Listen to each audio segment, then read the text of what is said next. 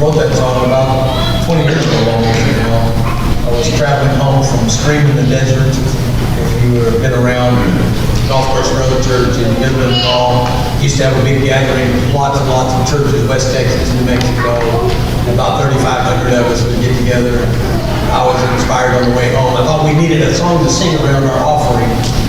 So I wrote that little song. That just shows you don't have to be musically gifted to write a song. It just comes from the heart.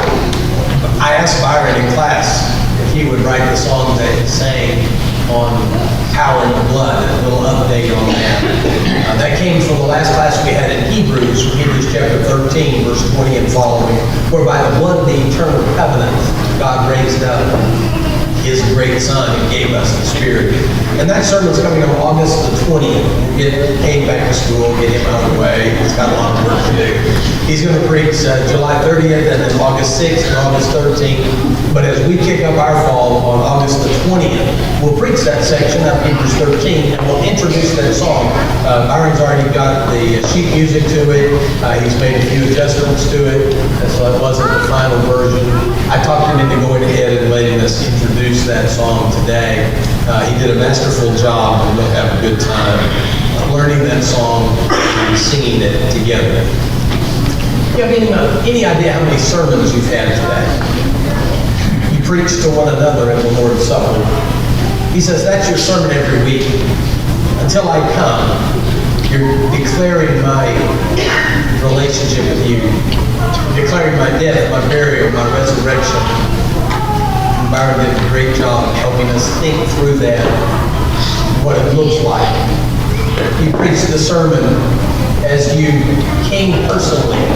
If you were the only one here that said, I love you, Lord, I will call upon the name of the Lord, I'm bringing my heart back to the heart of worship.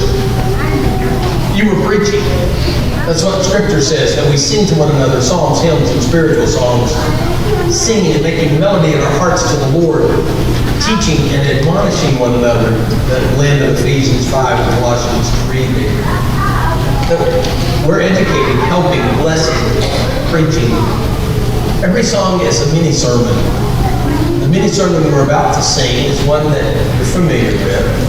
I will sing the Wondrous Story. Go ahead and put the first verse up here. I'm going to look at a few things through it. Just put the first verse up and leave it there. Every song sort of has a message, right? There is power in the blood. It's a mini sermon. And we keep talking about in our world how everybody wants something short and concise. So maybe just dream about worship being something that changes every 30 to 180 seconds. And you've got these little mini sermons that keep jumping in. I will sing the wondrous story of the Christ who died for me. How he left the home in glory for the cross, Calvary. That's Philippians chapter 2, if you're looking for the verse. That's what Philippians 2 is all about. That is the sermon there. The second verse, I was lost, but Jesus found me, found the sheep that went astray. Threw his loving arms around me, drew me back into his way. And suddenly we're in Luke 15, the prodigal son is about to come, and we have a lost sheep, a lost lamb. And we preach the sermon of Jesus, the great shepherd who comes into the world looking for his lost sheep. And you've been found. And so we sing that sermon. I was bruised, but Jesus healed me. Faint was I from many a fall. Sight was gone, my fears possessed me. But he freed me from them all. So we get the hymn of Isaiah 53. He was bruised for our transgressions. The stripes that were due us fell on him. And we get it, I was blind, but now I see. We move to John 9 and we have the man born blind. I was dead, but now I live. It's a powerful point. The last verse you're about to sing. He will keep me till the river rolls its waters at my feet. What river? It's not the Red Sea. It is the Jordan River, but it's not the Jordan River. It's the Jordan River.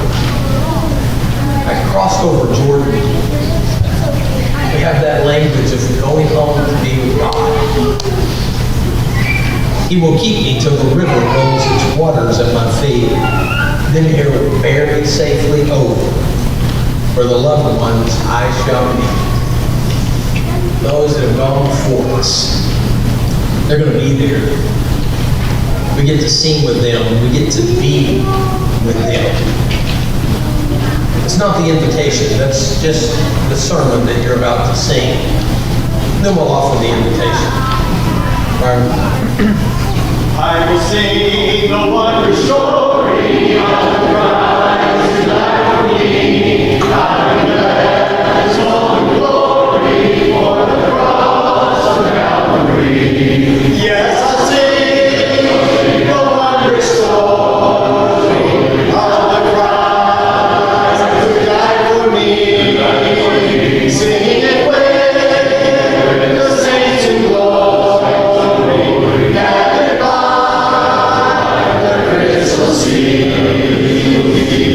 I just realized it's hard to sing this one sitting down. Let's stand up as we sing this.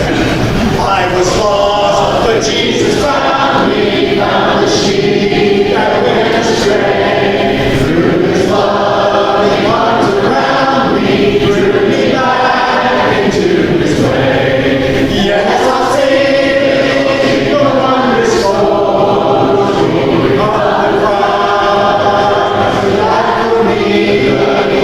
Sing it with the saints in glory, gathered by the crystal sea.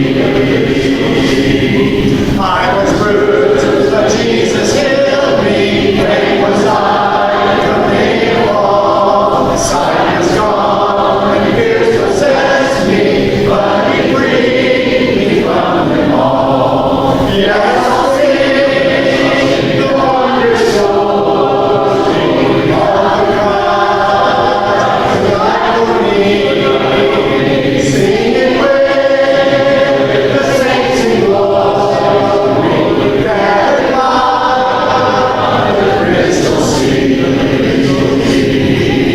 He will keep me till the river rolls its waters at my feet. Then he'll bear me safely over where the loved ones I shall meet. Yes, I'll sing the wondrous story of the Christ who died for me.